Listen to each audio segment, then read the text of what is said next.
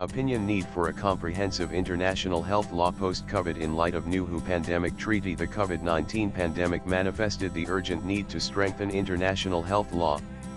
Historically, health governance has largely been considered a national matter, regulated primarily through municipal laws.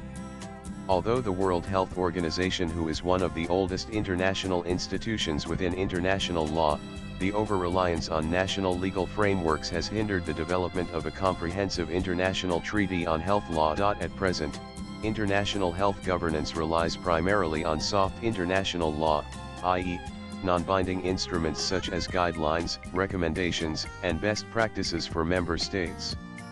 However, the COVID-19 pandemic exposed gaps in global preparedness and response mechanisms, necessitating the need for a binding international treaty to coordinate pandemic prevention, preparedness, and equitable response across nations. The International Health Regulations IHR 2005, though adopted by 196 countries, proved insufficient to manage a crisis of this scale.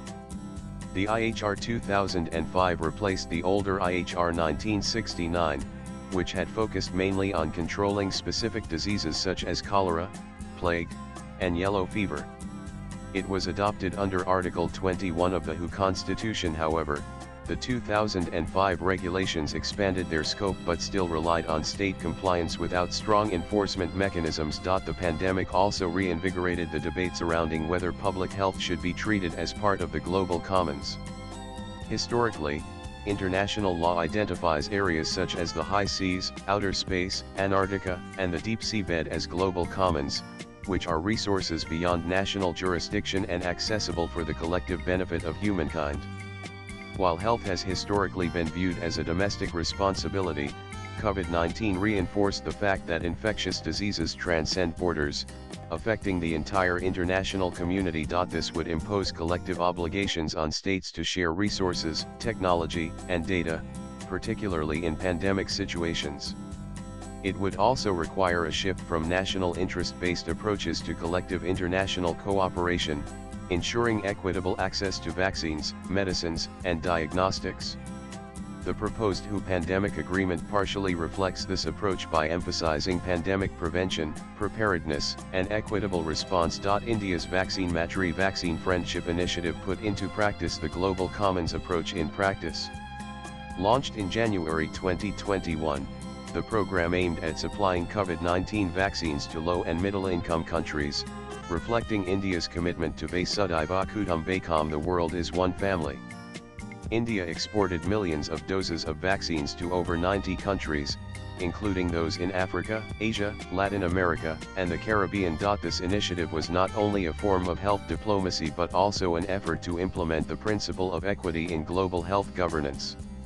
By prioritizing vaccine access for developing countries, India contributed to global solidarity and demonstrated how states can play a rule-shaping role in international health law, even in the absence of a binding treaty. Vaccine Matri can serve as an example for future obligations under the proposed pandemic agreement, especially regarding technology transfer, intellectual property waivers, and equitable distribution of medical resources. Recognizing the devastating loss of life, economic disruptions, and setbacks to global development caused by COVID-19, WHO member states emphasized the need for permanent global action to prevent similar crises in the future.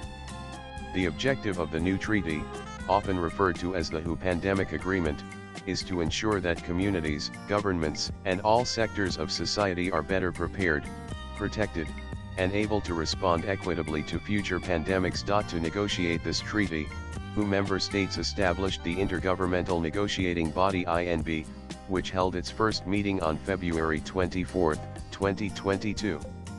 The INB process has since involved 13 formal rounds of meetings, alongside multiple formal and informal consultations to discuss complex provisions of the treaty for securing the future. Swipe left for next video. The INB submitted its first outcome at the 77th World Health Assembly in May 2024.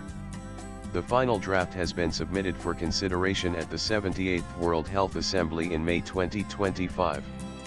The draft addresses gaps and inequities exposed by the COVID-19 pandemic, focusing on equitable access to health products, coordinated funding, and strengthened prevention and response mechanisms. Abhinav Mehrotra and Dr. Viswanath Gupta are associate professors at Upjindal Global University. Views expressed in the above piece are personal and solely those of the authors.